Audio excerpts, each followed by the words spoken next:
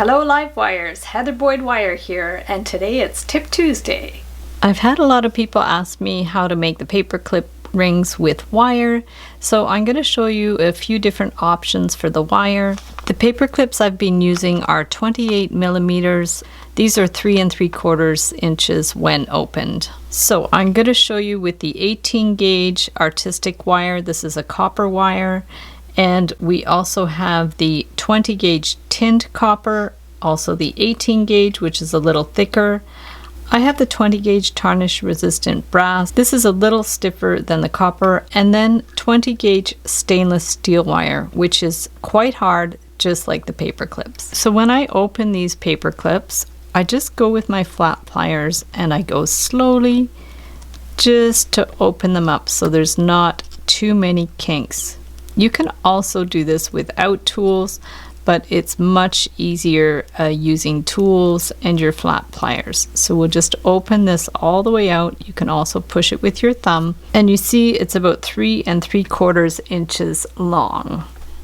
Mirta reminded me not to use my best pliers with the stainless steel wire, so you can use your memory wire cutters so you don't damage your good cutters. We'll cut 4 inches of wire, hold it so it doesn't fly. To do the loops, you can use your larger round pliers, you can use the end of a pen, or Amber suggested using the looping pliers. These are the Beadsmith looping pliers. I'll link them up below. So the sizes of loops are 2 and 3 millimeter, 4 and 5 millimeter, and 7 and 9 millimeter. So we can start with the 3 millimeter, and we're just going to loop this around. Then we'll go for the 4 millimeter, hold that in place, and bring it around. You could always push it a little further than you need and bring it back. Then we'll go for the 5 millimeter. We're just going to hold that in here and bring it around. It's a little bit long, so you're probably better with the 3 3/4 inches. We're going to clip it off, and there you have a perfect paper clip. So this is the 20 gauge tinned copper wire and the 18 gauge tinned copper wire. So the 20 is quite soft, you'll see. This is probably too soft to do a lot of the designs for the paperclip rings because it's not going to hold its shape very well. And again, I didn't gauge my size very well, so I'm just going to trim this to the same height as that one. And now the 18 gauge tinned copper wire, so we're just going to bring this one around up here. You can adjust it as you need. And then down here at the biggest part of these round pliers. And you can wiggle it around as you need. And you can see the 18 gauge is a little bit thicker than the 20 gauge and probably better for the rings, as long as the rings aren't too detailed. So now we'll compare the 20 gauge tarnish resistant brass and the 18 gauge. The 20 gauge is a bit thinner and it's quite soft, so I wouldn't really recommend it as much for the rings, but it will work for some designs. Make the loops bigger as you go around. And then the 18 gauge is going to go up sort of halfway up our pliers. Make this one a little bit bigger. And then make this one a little bit even more big.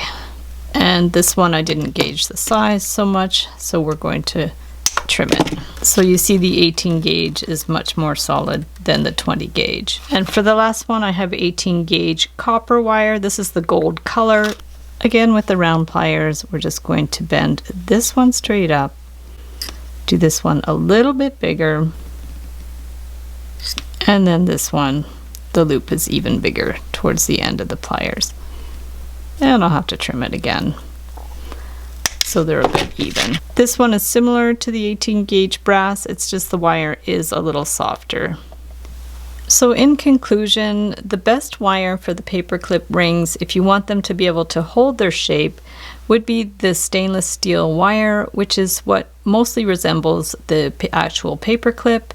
You can also get away with the tin copper or the tarnish resistant brass, but you might want to opt for the 18 gauge, which is a little thicker, so they're going to hold their shape. You can use any of these wires to make my paperclip rings. I'm going to link up the playlist of tutorials below.